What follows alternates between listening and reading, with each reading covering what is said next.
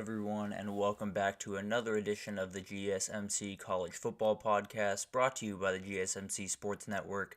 We have a great show for you today. We're going to start talking a little bit about Florida State and the ACC, a couple of new updates from there. Looks like Florida State has gotten a little bit of momentum after we thought the ACC had gotten a lot of it earlier this week. Then we have a little bit of a draft update for you all. Things are starting to kind of take shape a little bit, only 2 weeks out from the big day, so break down the first round and a couple other pieces from some later rounds that Mel Kiper had in his mock draft this past week. Then we'll get into some biggest needs in the spring transfer portal. Obviously, there are a ton of teams we didn't touch on the first time, so if you do want to check out the first part of that series, it is on the YouTube page, but we'll get to part 2 today. And then we have a Hot Take Thursday, and today we're going to talk a little bit about this UGA offense and what I think they're capable of this year. But first, I want to remind you all that we get a ton of questions and comments throughout the show, and the best way for you all to get your questions on the screen and we can have a fun back and forth. I can answer a question you've been wondering about. You can bring up something that I hadn't brought up in the segment.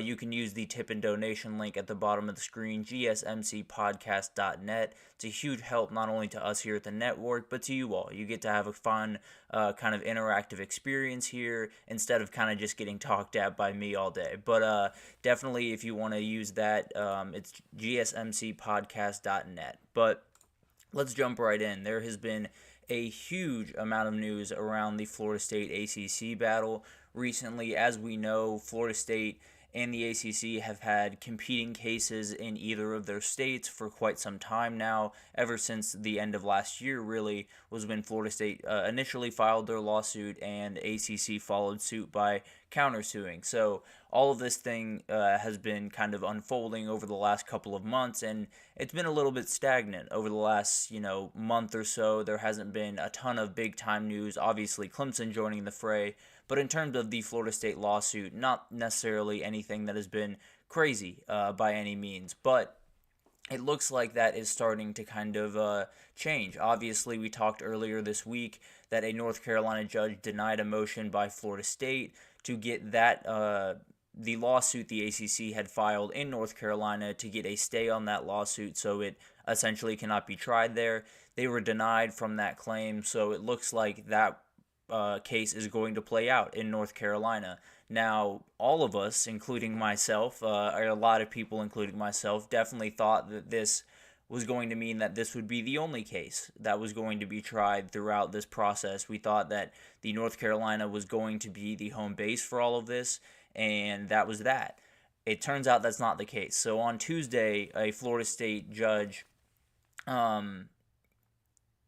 the Florida State lawsuit, was brought in front of a Leon County judge in Tallahassee who denied the ACC's attempt to stay the lawsuit there. So essentially, the same exact thing that happened to Florida State in North Carolina is happening to the ACC in Florida. So it shows just how big of a deal it is to get that case filed in your home state, because two very different decisions, two decisions that are obviously do not coincide with each other at all. And it makes the ACC's job just that much harder this next, couple of months, although I think we're quite a ways away from this being settled. But the ACC now has 2 active cases on their hands, and then Clemson is obviously coming up. We're trying to figure out where that's going to be tried. It could follow the same fate. We kind of set a precedent here that I'm sure Clemson would like to continue.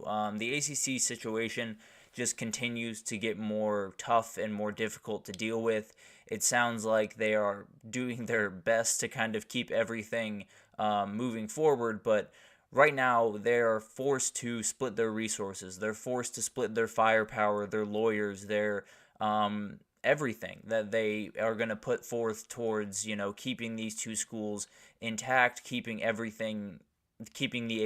ACC a thing for a long time, is going to be that much harder, because you can't focus all your power on one case. You can't focus all your energy on one case. And, after the news on Monday that I broke on here, I felt like that was going to be what was going to happen. The ACC was going to be able to set up camp in North Carolina and, fight this on home turf and have the ability to really just kind of unload, clear the bench, as it were, of all the people, all the resources that they have in their disposal.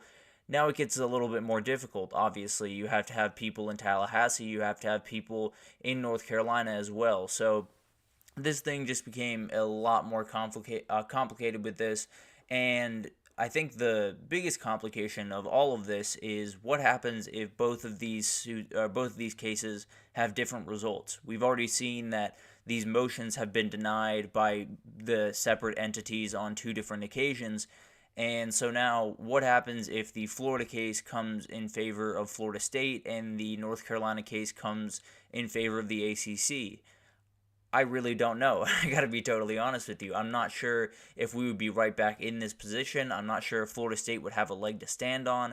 I'm not sure if these two cases would impact each other. But let's kind of go into that and kind of give an idea of what the options are, obviously. But one of the big things that we've been talking about over this past, couple of weeks talking about this is the exit fee to get out of the ACC. I believe on Monday the number that I said was 572 million. That was the number that a lot of people assumed was going to be the number, and the ACC has made it very, very clear that they are not accepting anything under 700 million. They say 700 million is the number.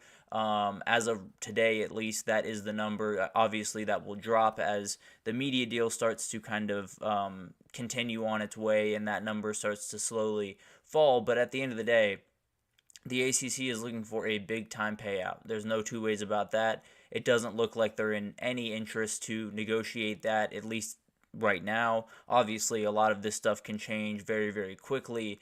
But the reality is $700 million is just not something FSU is going to give up.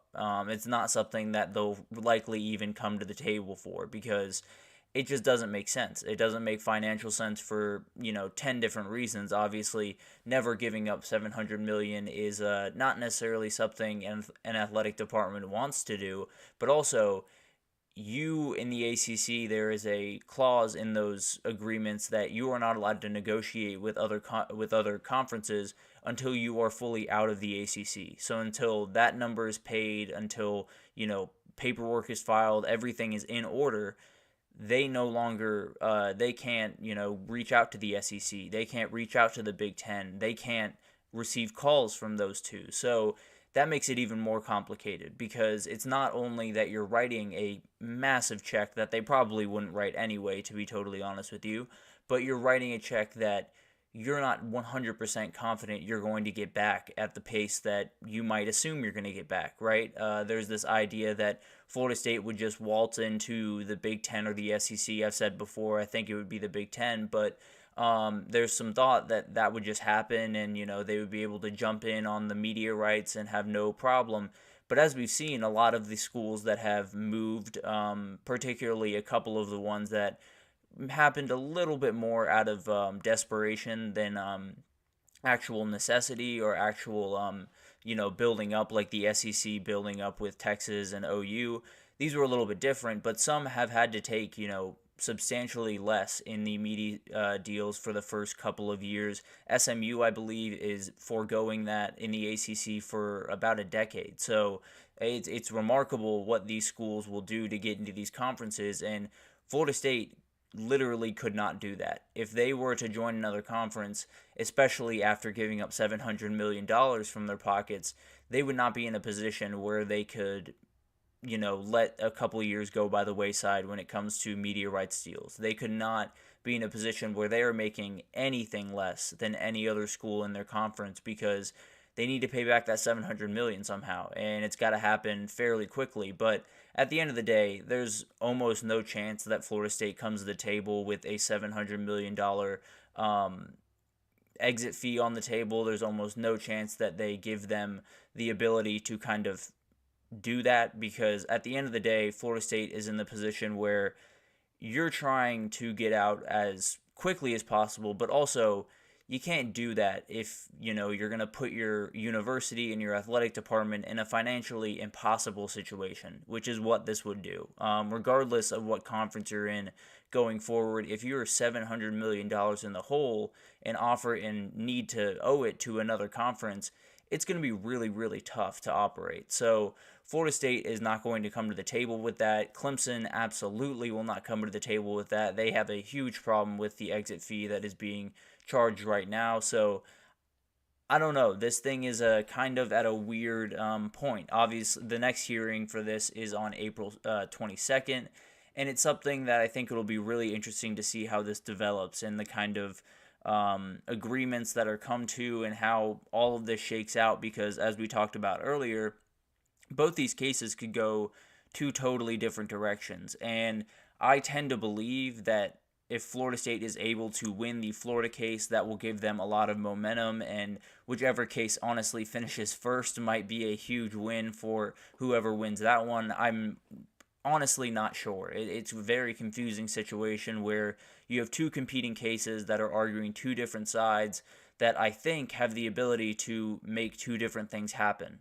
So I'm not really sure how all this will shake out, but what I can say is everything just became a lot more complicated for the ACC. We talked about all the cases that are coming up, slowly. Obviously, they have two active cases with Florida State and their own against Florida State.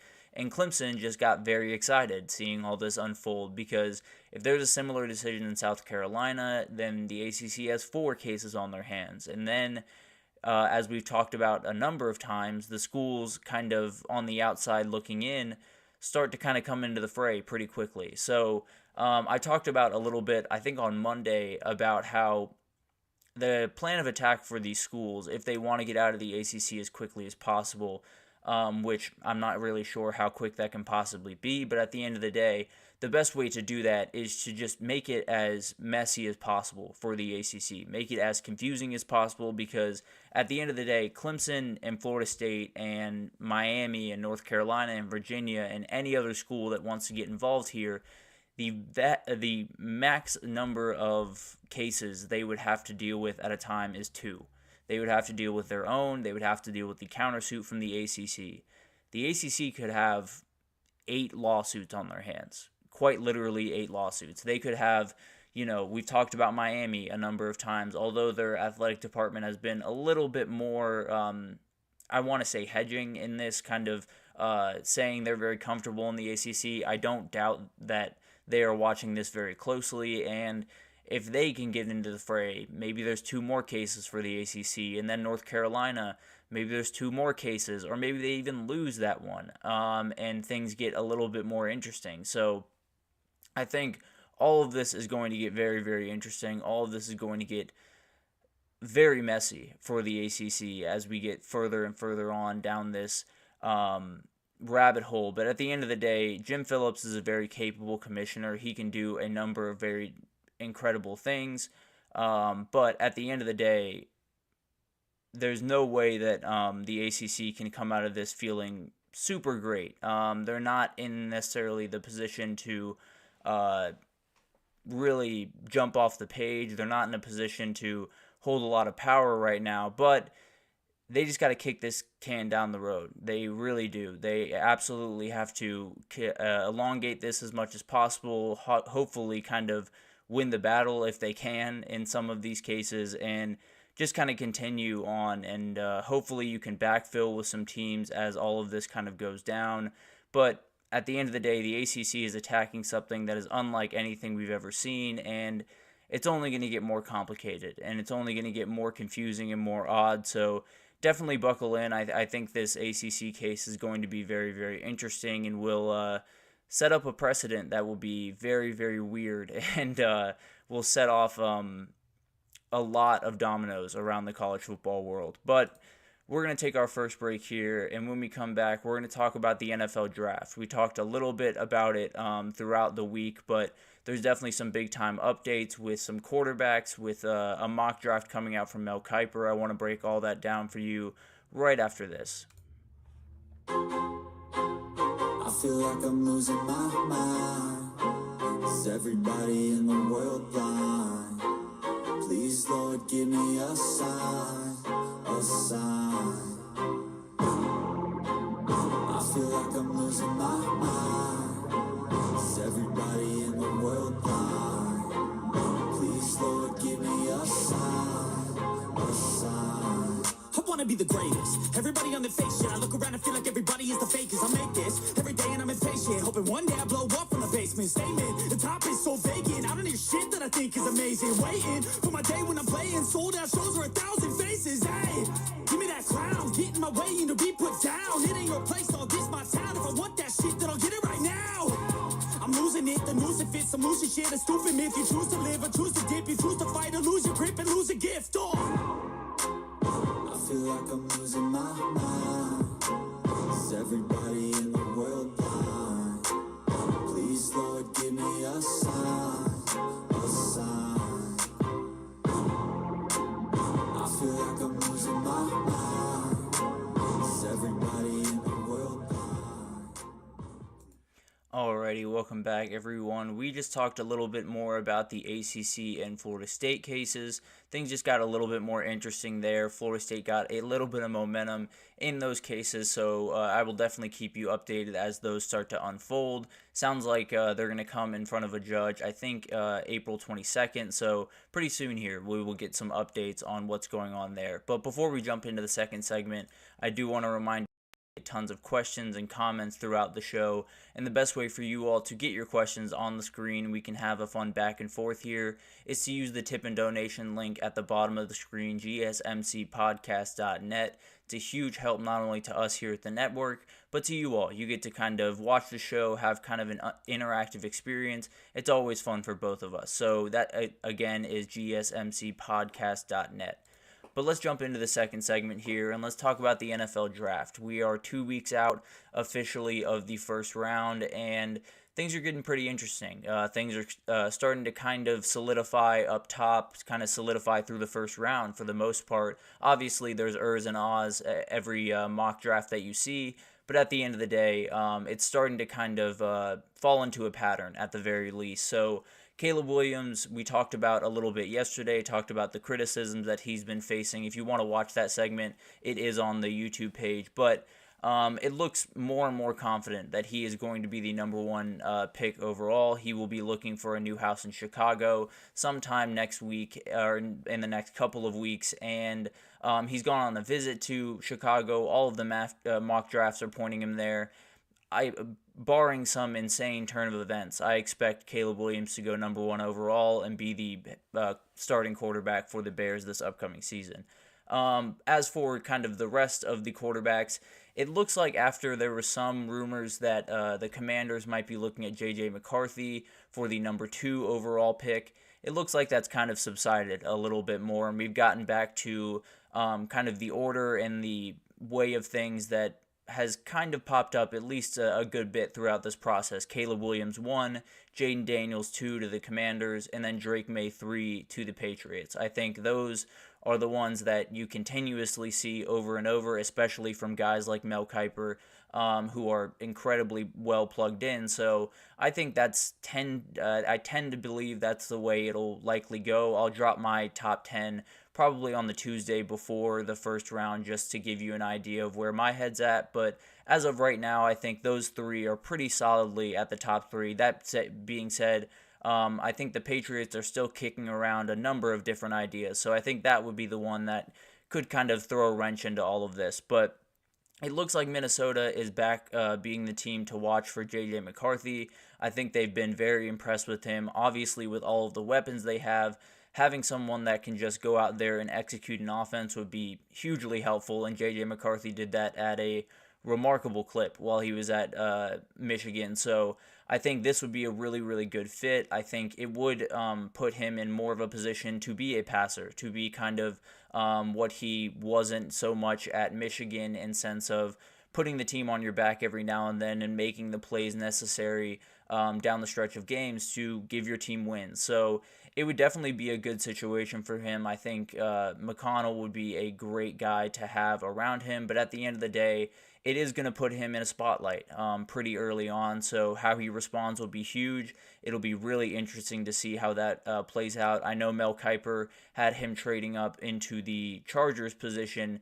to go into to get him at number 5, although actually flip that. I've seen a couple that have had him flipping, going up into the Chargers position to get him at 5.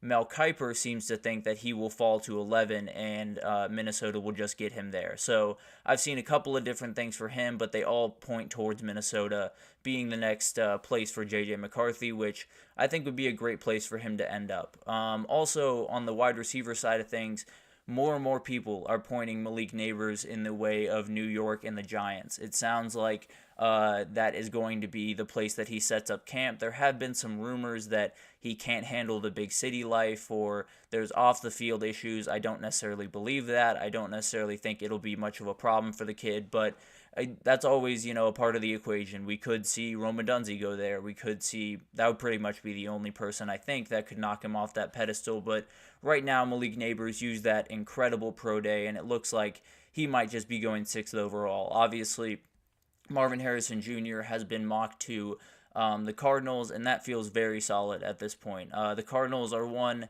that's a little bit more hard to peg down because it's hard to really know what they need at this very moment. They're quite a ways away from a Super Bowl, if we're being honest, and I'm not sure if Marvin Harrison Jr. gets him that much closer, but having that game-changing wide receiver, having that, best pick available type pick is never necessarily a bad way to go about business. So I think that is what to expect there, although that one definitely has a lot of different paths that could go down as we get closer.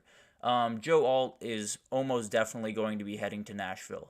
He has been mocked number 7 overall to the Titans in pretty much every mock draft that I've seen. It's just been insane, the number of guys that have him going as the number 1 tackle. I think that was kind of set in stone for really quite some time right now. Olu Fashanu was kind of pushing him there for a second, but the Combine and his pro day were just off the charts, so Joe Alt has kind of set himself up to where it looks like Tennessee is going to be the first team to need a tackle, obviously with Will Levis back there at quarterback, and it looks like it's going to be Joe Alt, which would be a great pickup for them, a remarkably athletic guy who, if he's not playing, fantastic at tackle to start, he can move inside and play guard for a time and then move back out. He's one of the most versatile offensive linemen in this entire draft, so very excited to see what he can do, and almost definitely will be a day 1 starter for them coming in the fall.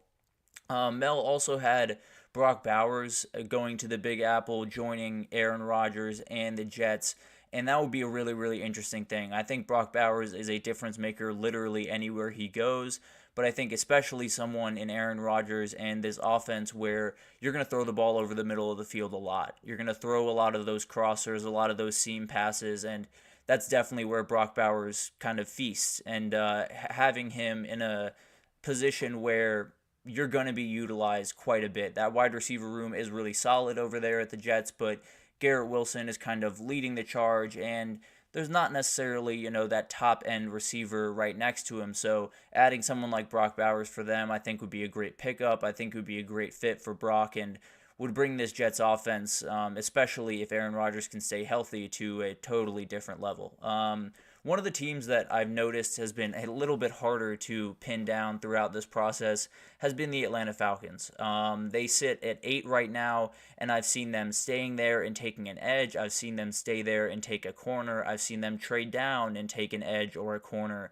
I've seen them trade down and take a wide receiver. So it's very, very hard to kind of pin down what the Falcons are going to do.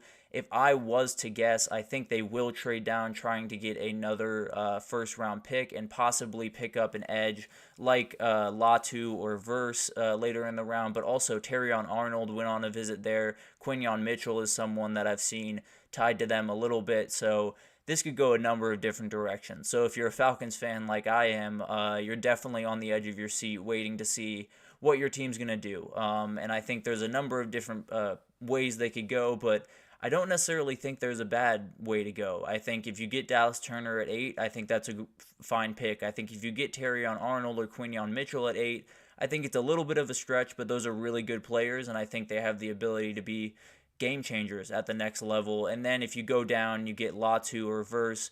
Those are both incredible players that I think will be difference makers at the next level. So although the Falcons are a little bit hard to pin down and find where they're going to go, I think they have a lot of really good options. And unless they do something very crazy, I think they'll be in good shape for sure. But let's get to the wide receivers a little bit and kind of break down how we're looking at this first round. The wide receivers have jumped off the page ever since we got through the NFL Combine. They have been the position group to watch for sure throughout this entire thing.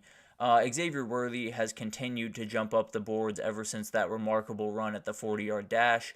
He is someone that I think will be taken towards kind of the back end of the first round, and that's kind of a trend you'll see as a Texas. If you're a Texas Longhorn fan, you will see a couple of your guys go into the back end of that first round. I think Byron Murphy could go, I think around 18 is where Mel Kiper had him. You had Worthy going to any of the number of teams towards the back end that need a receiver, and A.D. Mitchell the exact same. I think there's so many teams in the back end of that draft that are going to need wide receivers, and some guys that are going to be forced to pick the guy that they might have picked in the second round because of the absolute windfall of wide receivers that I think are going to come. One of the really surprising things in this was Roger Rosengarter, a guy from Washington last year at tackle. He was in the first round at the 31st pick to the 49ers. That is 8 offensive linemen in this first round, which is just remarkable. I talked about how incredible this tackle class is. You have Amarius Mims, you have Joe Alt, Olu Fashanu, you have J.C. Latham. There's just insane amounts of names all over the country that could be big-time players at the next level, and Roger Rosengarter is obviously making some waves among the NFL scout community. Another group we've talked about a lot, the wide receivers, there's 7 of them in Mel Kiper's mock draft in the first round. That is just an insane number. I believe Xavier Legette was the one that kind of snuck in. We have, the top 3 guys I think are known at this point. I think Brian Thomas, Adonai Mitchell, and Xavier Worthy make up the next kind of slew of guys. And then it gets a little bit more interesting. And I think Xavier Legette was the 32nd pick to the Chiefs. It looks like they're going to go wide receiver. So anytime, if it's 6 wide receivers by the 31st pick, it's likely going to be 7 at 32. But we'll find out all of that. I think there's a number of really good wide receivers in this draft, so I don't necessarily blame these teams for picking these guys this early if they were to do that. There were 4 quarterbacks taken in the first round of this mock draft, and it was the 4 that we talked about earlier, and they were all in the top 5 picks, or top 11 picks in this particular mock draft, but could be in the top 5 picks. But the other 2 did not have to wait very long. Bo Nix was the first pick of the second round to the Giants, which I think makes a lot of sense. It's someone to kind of give you a safety option behind Daniel Jones, is definitely a more accurate passer and more able passer than Daniel Jones. So I definitely like that pick for the Giants. And then Michael Penix shortly after to the Rams via trade in this mock draft. And I think that's a huge one. I think that would be a remarkably good fit, someone who wouldn't have to play for a couple of years as Matthew Stafford's career kind of winds down here, and then he would be able to just let it rip the second he gets on the field. And with Sean McVay next to him, it would be a pretty remarkable duo. I talked about how there were 7 wide receivers in the first round.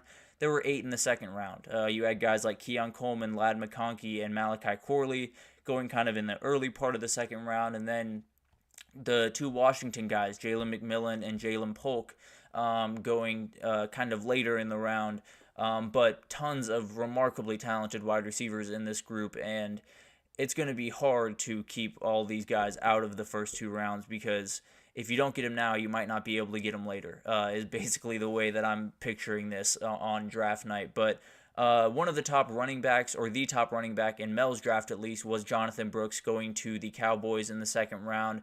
Definitely a position of need for the Cowboys, but running back is a really hard position to pin down. It's one that I think you could put 5 different guys as your number 1 running back in this class, and I would totally understand where you're coming from. I tend to lean Jonathan Brooks. I think he's the most complete of the group, but at the end of the day, I think there's a ton of remarkable guys that can do a number of really, really good things. But let's talk about another Texas player who got himself into a little bit of trouble this past week. A new development around T'Vondre Sweat, the highly touted defensive lineman. He was arrested on a DWI in Austin this past week. That also led to another player on Texas being suspended from the team indefinitely, another player that was involved in the situation. So he is suspended right now. It could be that he is off the team, not exactly sure how that is going to unfold. But as for T'Vondre Sweat, this is something that could be a big deal.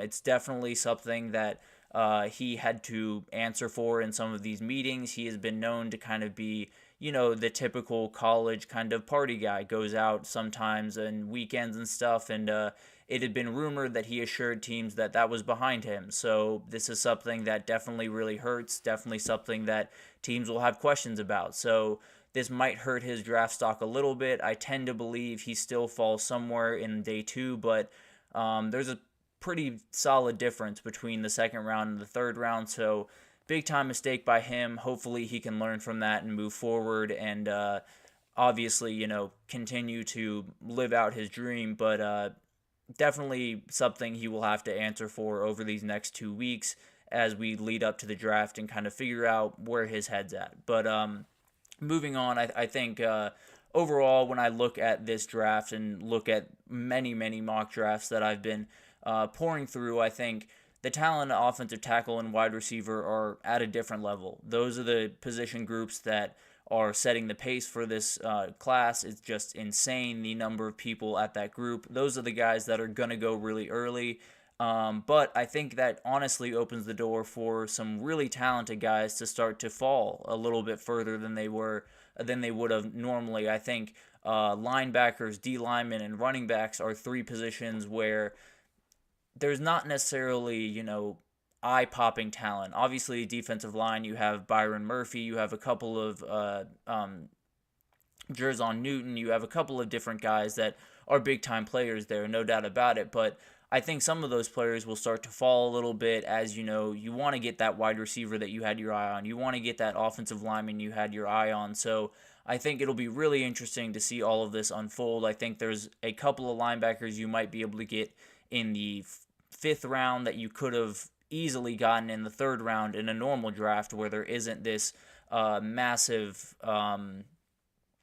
amalgamation of remarkable talent at those 2 positions, O-lineman and wide receiver, that are really important positions when it comes to draft time. So I think while, you're going to have to get your wide receivers and your offensive tackles early, I think you could get some of your big-time defensive pieces or a really, really good running back later, and those guys could be very, very exciting for you. Definitely could be kind of diamond in the rough type people for this for your draft. So it's definitely going to be a very exciting draft. I will likely drop my predictions sometime either next week. Maybe I'll do a full first round. Maybe I'll do just the top 10. Not exactly sure yet. But that's coming down the barrel at some point here. But we're going to take our second break here. And when we come back, we're going to talk about the team's biggest needs in the portal. We have a big-time portal cycle coming up. I've talked about it pretty much ad nauseum at this point. But we have another edition of this trying to figure out where teams need to fill from and how they can kind of do that and what it's going to look like. So we will be back right after this, and stick with us. Looking for your daily fix of sports talk without having to pay for it? GSMC Sports Network is available on YouTube. Just search GSMC Sports Network. Get your fix of daily sports talk shows on YouTube, absolutely free. NFL, college football, NBA, MLB, MMA, UFC, fantasy football, and so much more. GSMC Sports Network has shows running all day long, with new sports shows starting every 2 hours. Just like on your favorite cable sports channel, except GSMC Sports Network is absolutely free.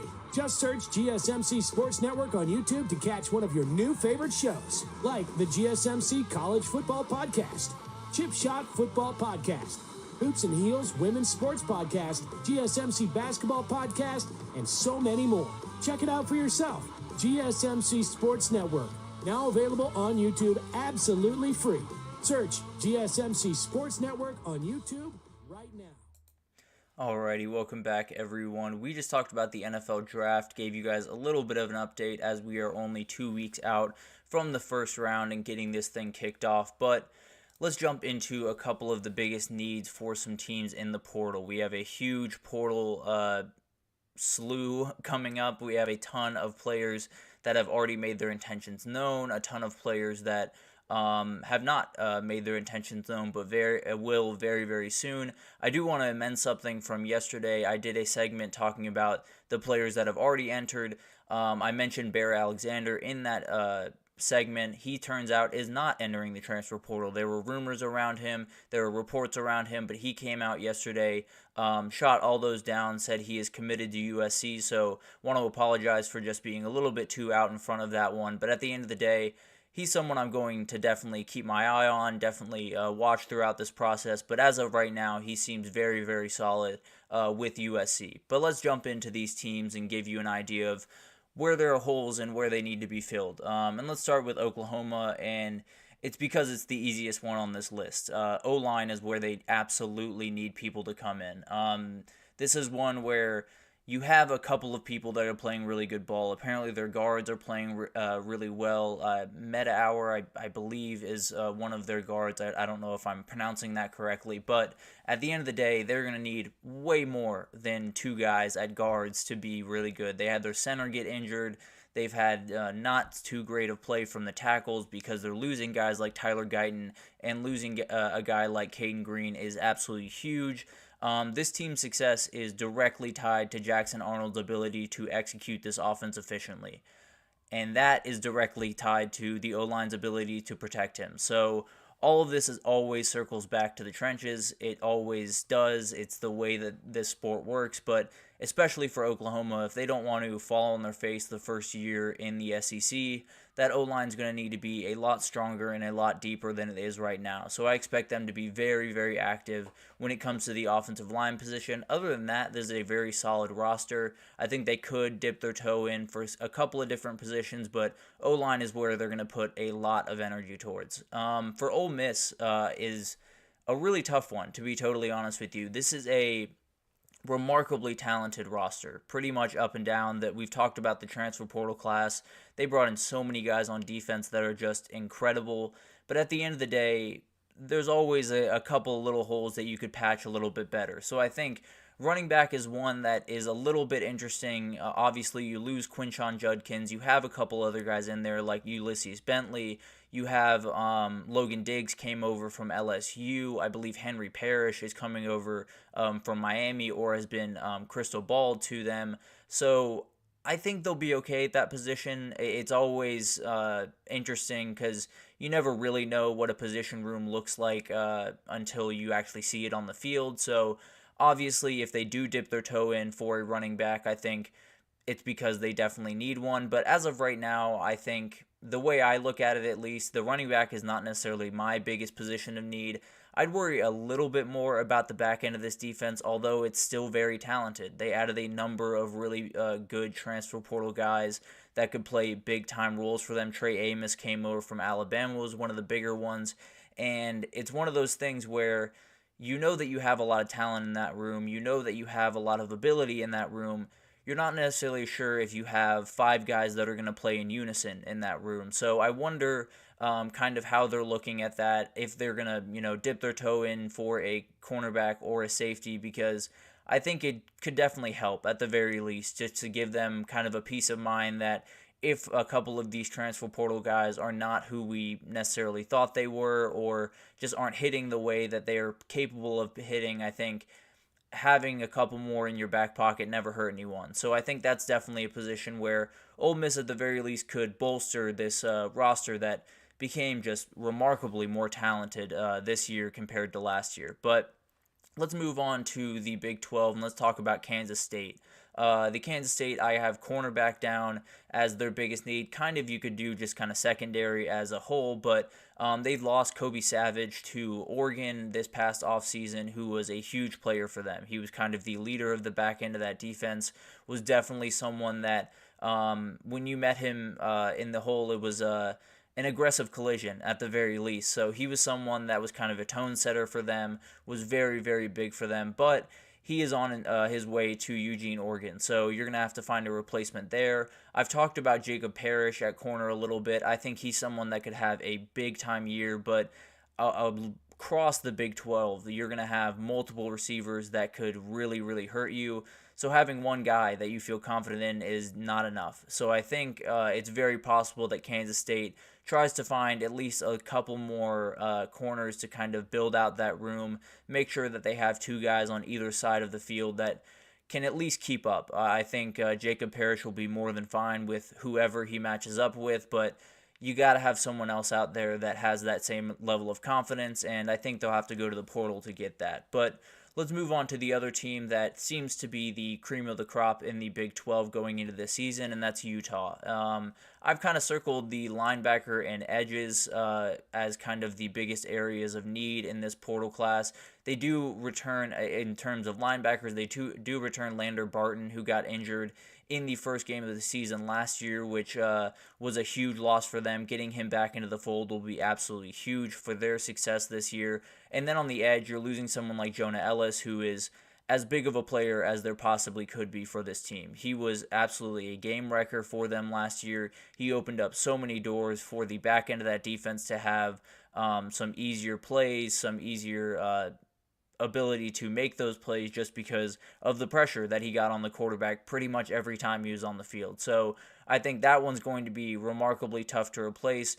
One of the things about Utah that I think we all know at this point is Kyle Whittingham is going to get the best out of whatever he has. So even if they don't dip their toe into the portal in this round, I probably think they will just to get a couple more guys. But even if they don't, Kyle Whittingham is going to put together a good defense. He's going to have someone that we don't know the name of now that we will know the name of at the end of the year. So although I think they definitely could use some help at those positions, I think if Kyle Whittingham doesn't do anything at those positions, I'm not necessarily in a position to criticize him for that by any means. So I definitely think they have the ability to be remarkable in their first year of the Big 12, but definitely some positions they could build out a little bit more. But let's move on to the ACC here, and let's start with Miami. I've pegged wide receiver as kind of a position of need for them.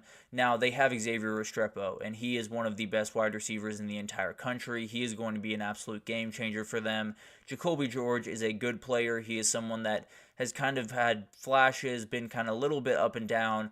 But at the end of the day, if Miami wants to do what they are capable of doing with this offense, and especially with Cam Ward under center, they need as many dynamic and as many weapons as possible. So the reality is, Xavier Restrepo can be awesome, and Jacoby George can make some big-time plays, but you need more than just two guys. You need tons of guys that you can spread the ball out to, especially if, there's that chance of injury and all of this different stuff that could happen. So I definitely think this is a position of need. They lost Colby Young to UGA, so I think they could be looking for one kind of a speedster to kind of stretch the field using kind of gadget plays, end arounds, that type of thing. And then they need a big 50-50 red zone guy, that Colby George type of play, or Colby Young, type of player, because he is an absolute game changer for them in the red zone, or at least he was, and they're going to need someone else to step up into that position. So I think wide receiver at least could use a little bit more of a build out. They don't need a wide receiver one by any means, because Xavier Restrepo will be that guy, but definitely could use a 2 and possibly even a 3 in that room. So I'll be watching that very closely, and then we'll continue on to North Carolina State in the ACC, and this one's relatively easy. It's D-line. Peyton Wilson was kind of a hybrid linebacker edge type guy, but he disrupted the quarterback a lot, which helped the D-line a lot. So he's someone that kind of plays into this a ton, and you definitely need guys that you're probably not going to replace him with one dude. That's just kind of the reality. Peyton Wilson was an absolute game wrecker last year, and replacing him with one guy is going to be insanely tough. But they have a couple of guys in there right now that could make difference, but they need some big-time guys on the interior. There are going to be teams in this league, mainly Clemson is the one that I'm pointing to the most, that are going to run the ball very, very consistently and going to run it a lot. So you're going to have to be very, very strong on the interior, have multiple guys you can rotate in there, and NC State is just a little bit thin at that position, so I definitely will be watching them there. Add them to the list of the teams that need D-line help, because it is a ton of them across the country, and supply will not meet demand, I can tell you that pretty confidently. But another team that needs D-line help is USC. Obviously, Bear Alexander, he says that he is sticking around there, which is absolutely huge news for them. Keeps them a little bit more confident on the D-line, but I definitely think they could use some more help. Bear Alexander struggled a little bit last year, mainly because he didn't have anyone next to him that was a big-time threat. So he was getting double teamed. He was getting kind of buried a lot of plays because they knew he was the guy that could hurt them. So they're going to need someone else to put next to him. They're going to need someone else to take up some attention on that inside and let Bear Alexander be the guy that he can be. Because I talked about it yesterday. He is a Sunday type player. He has the ability to be a big time player at the NFL, but at the end of the day, he can't do that if you don't let him show his ability. So they're going to need to get some big boys up front. They're going to need to compete with the Big Ten offensive lines, who are just mean pretty much across the conference. So I think that's definitely a position of need if USC wants to do anything but, barely make a bowl game this year, essentially. And then finally, let's finish it off with Iowa and its quarterback. I don't think there's any question about that. I don't think anyone has any objections to that. They do have Cade McNamara, who was the quarterback at Michigan before coming on over, but he's been out all spring. He has been hurt. He has been nursing an injury, and they're not exactly sure when he's going to be coming back and what he'll look like when he comes back, because that's kind of the biggest question, right? You never really know how guys are going to deal with injuries, how they're going to kind of get back up to speed, especially with a new offense coming into play with Tim Lester, the new offensive coordinator. That becomes even tougher. So all these things are going to get really interesting. They have Deacon Hill, who, has done his best at Iowa. He has served them well. He has come in at really, really inopportune points and played, serviceable football at times, but if they really want to compete, they have to have a better safety option than him. And it's no disrespect to Deacon Hill. He's a remarkable athlete and can do a number of different things, but you need more guys, and you need a dude that can actually lead this offense with remarkable amount of confidence. So I wouldn't even be surprised if the guy they pick up in this portal cycle is the starter come fall, because I think him and Cade McNamara are kind of working from the same point, where both of them are still kind of learning this offense. Cade McNamara obviously has a big head start in that, but not going through live reps is a huge part of learning the offense. So not being able to do that is really tough for Cade McNamara, and it'll be interesting to see how this unfolds. I tend to believe that if there's a quarterback that comes on the market, Iowa might be the first person calling them. So I'll definitely keep my eye out on that. But we're going to take our final break here, and when we come back, we're going to talk about a Hot Take Thursday, and we're going to talk a little bit about this UGA offense and what I think they're capable of in 2024. So stick with us, and we'll be right back with that.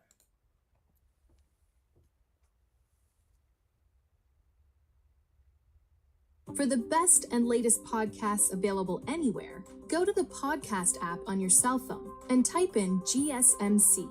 To access free content-rich podcasts on health and wellness, book reviews, sports, entertainment, relationships, social media, movies, technology, finance, and even weird news. Subscribe and download the GSMC Podcast Network's family of shows, available everywhere podcasts are found.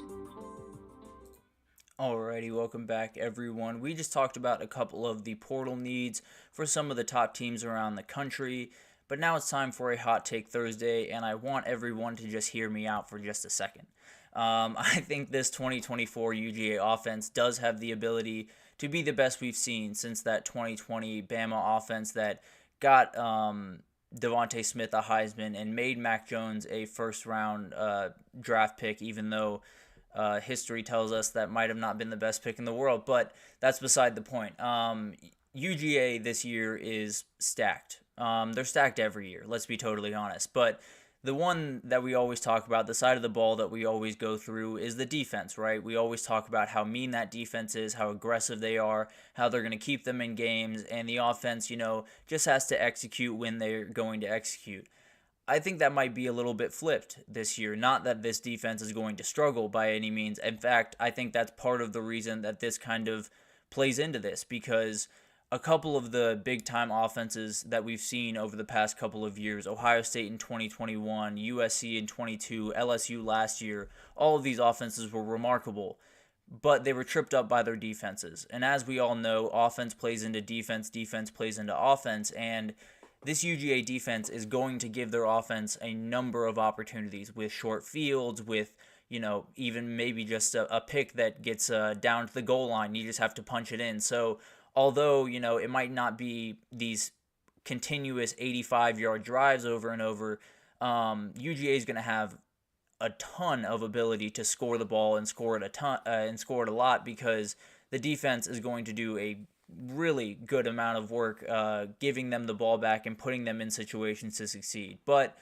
let's kind of break this down position by position. Let me take you through kind of the roster and why I think they're capable of what they're capable of, because as I go through it, it's just insane the number of guys that they have. So let's start with running backs, and Trevor Etienne is obviously the huge pickup this fall. He had a little bit of a run-in with the law that has kind of hurt his spring a little bit and put him in a little bit of jeopardy to lose that starting spot, but I still think he's the most talented guy in the room, as long as he can learn from that mistake, hopefully, and continue, playing football and being focused on football alone. I think he's more than capable of being the starter here. I tend to believe he will be the starter, but I think he's a huge piece for them. He adds a ton of speed, a ton of receiving ability to this team that already has a couple of absolute bruisers on the inside. Branson Robinson is someone that I think is going to be an absolute beast this year. I've talked about Justice Haynes a lot over at Alabama, and this is a guy that I think could be very similar this year. He could be someone that kind of steals the show in the SEC. He is such a beast. He can run over essentially anyone in front of him. And then you add someone like Roderick Robinson, who is literally impossible to tackle.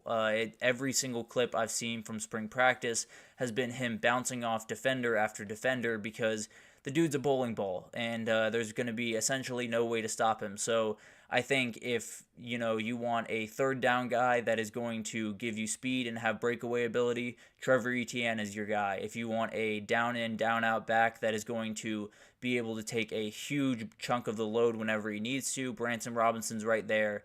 And then if you need a bruiser down towards the goal line, Roderick Robinson is going to be your guy. So there's remarkable amounts of talent in this running back room, as there always is, but this group especially, I think, is just so dynamic and has so many of the different boxes covered that you got to feel great about it. This wide receiver room, although, is the one that kind of sets this offense apart from past UGA offenses, because there's been talent all over the field for this UGA team, especially at positions like running back, O-line, and tight end. They have dominated those positions, but wide receiver has been a little bit hit or miss. They are obviously losing Ladd McConkey, who is a huge part of that offense and is someone that is going to be really hard to replace, but I'd make the argument that they are much scarier now than they were when a year ago. So first of all, let's go to the go-to guys as I see them. Dominic Lovett, Ra Thomas, and London Humphreys, I think, are going to be huge players for this team. Dominic Lovett came over from Missouri last year and kind of had an up and down year, made some big time plays, but not necessarily the receiver that they were hoping he would be. But I think he has gotten more and more comfortable and is ready to make big time plays this fall. Ra Thomas makes just highlight reel plays pretty much every time he's on the field. He made a play against Kentucky that was just out of this world. And then London Humphreys is someone that's just remarkable. All of these guys, I think, are going to be huge players for them. London Humphreys coming over from Vandy, just so much speed from the slot position. So I don't think that's going to be any type of problem. And then you have the guys that kind of make them elite. We've talked about, the top level guys, but as we know, that's not necessarily the biggest part of a team when you look at a wide receiver group. You need depth. You need a ton of people to throw to. And honestly, kind of forgot that I had this loaded up, so let's get this going. But let's move on. The wide receiver group is just remarkable. So let's move on to the guys that I think don't just make them a good wide receiver group, but make them an absolutely elite wide receiver group. And that is Colby Young, the Miami transfer we talked about just a little bit ago. Absolute monster, can make any catch in his vicinity, has a catch radius that many people envy. I'll say it that way. Arian Smith is the fastest guy on the field every single time he's on the field. he is going to make deep plays just so much easier for Carson Beck, where he can just unload a ball probably, 65 yards down the field. Arian Smith will catch up to it and make a play. And then you have someone like Anthony Evans, who is an absolute wild card in this room. You can line him up all over the field. He's going to be the punt returner and is going to make some big-time plays, but I think he'll make more and more plays at wide receiver, especially if there's some injuries or some stuff that comes up for this team. I think he could be a huge player for them. But let's move on to the tight end room, because as we all know, Brock Bowers is walking out the door. Some people might expect this tight end room to be a little bit worse for the wear. Again, I think this might be a better room than it was a year ago, and I know that sounds crazy. Brock Bowers walking out the door, it's obviously someone you literally cannot replace, but I think the overall group that they have going into this year is just going to be more solid. I think Oscar Delp is someone that people are going to be shocked they didn't know how good this kid was, because he was doing a lot of run blocking last year, and he'll do a good bit of that this year. They have Ben Urasek, a Stanford transfer, coming in, one of the best pass-catching tight ends in the country, so Oscar Delp will still be a big-time blocker for them, but definitely will be a big-time part of the pass-catching offense as well, because he is just so versatile, is remarkable, and I think NFL scouts are going to fall in love with this kid. And then Lawson Lucky, I think, is someone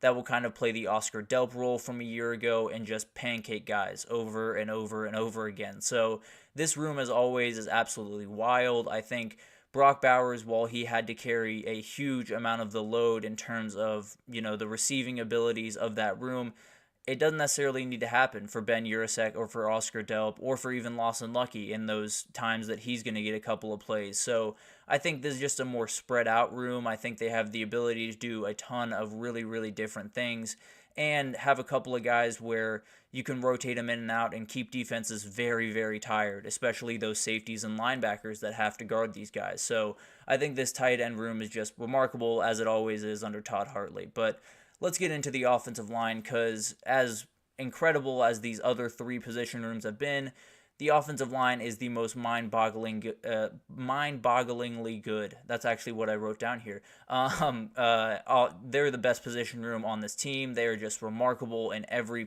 facet of the game. I think it all starts with Tate Ratledge. He is the leader of this group. He easily could have gone to the draft and been, if not a first-round pick, a second-day pick, and been a big-time piece for an NFL team. But he decided to come back. Ernest Green is one of the best tackles in the entire country at left tackle. Xavier Truss across from him at right tackle is a huge guy who has tons of experience at his disposal. Dylan Fairchild keeps popping up in spring notes as I read them. And then Cedric Van Pran's replacement, Jared Curtis, keeps getting rave reviews. Apparently this dude is just way too athletic for a center, but the dude is insane and can do remarkable amounts of things. So this is going to be one of the best O-lines in the country. It always is. The depth in this room is really great as well. So if a couple of guys go down, I'm not necessarily worried. But all of that is incredible. All of that is, elite, and it's why Georgia is where they are. But there are two guys that really make me feel good about this take, that really make me look at this take and say, okay, it sounds a little far-fetched, it sounds a little wild, but it makes sense. And that's Carson Beck and it's Mike Bobo. Those two guys are just incredible. And let's start with Carson Beck, because this spring he has been on a totally different planet. He is executing the offense to perfection. He is putting the ball right where it needs to be, right where he needs to be it, creating a really good rapport with guys like Colby Young and London Humphreys and Arian Smith, someone coming back from injury. So all of this is coming together for Carson Beck about as well as you possibly could have hoped. He is doing everything as beautifully as you would have wanted if you're a UGA fan, and he's likely going to carry that over into the season. I have said time and again that I think he will be the number one pick off the board in the 2025 draft, and I think it's because this offense is going to be just lights out. And then let's talk about Mike Bobo, and it has a lot to do with just who he is. He is so calm. He has remarkable amounts of football experience behind him. But the reality is, the biggest thing about this is he is in total lockstep with Carson Beck. There is no confusion between them. They know exactly what they mean. They almost speak their own language at this point. They are as comfortable with each other as they possibly could be. And he is someone that he will be in position to get a head coaching job this next year. I don't know if he wants it. I've seen a number of people, Todd Monken most recently had a number of head coaching job offers, but didn't take one until the NFL popped up. So we'll see what Mike Bobo wants to do, but the way this offense is shaping up, he can do just insane things. And just for fun, I'm going to add in Dylan Bell here because he didn't really fit into any of the position groups. I didn't want to put him in a wide receiver group, although that's what he's listed on the roster. I didn't want to put him at running back. I kind of want to put him at quarterback, to be totally honest with you, but this kid threw a touchdown last year. He ran for a touchdown last year. He caught a touchdown last year. So he can do whatever he wants on the football field. He has ultimate confidence, or the coaching staff has ultimate confidence in him. He is someone that is going to be huge for this success and make them impossible to guard. All of these guys before make it really, really, really, really hard to guard them. Dylan Bell might just make it impossible. So this is a team that checks every single box multiple times. They can beat you many ways. They can attack you many ways. They can batter you by running 50 times with the 3 running backs we just talked about. They could spread you out and throw for 500 yards with all the wide receiver talent they have. They can play fast. They can play slow, attack the middle of the field, the outside of the field. They can literally do everything on a football field. They have all of the bases covered, can do anything that they want to do, and it just helps that they have the most accurate quarterback in the country helping them along. So I think Carson Beck and this group is just going to be absolutely insane. I cannot wait to watch this group work and us be talking about Georgia's offense and not Georgia's defense as we get later into the season. But that will do it for this edition of the GSMC College Football Podcast presented by the GSMC Sports Network. Your support means a lot to us, so please remember to subscribe to the show, leave a positive review. It does make a huge difference for us. Also, follow us on Facebook, Twitter, TikTok, Instagram, and much more for all of the content and updates. We have so many people covering every sport you could think of. So if you're a fan of pretty much anything, we have it covered for you over on GSMC. So definitely check us out. But thank you once again for listening, and I will see you guys tomorrow. Mm-hmm.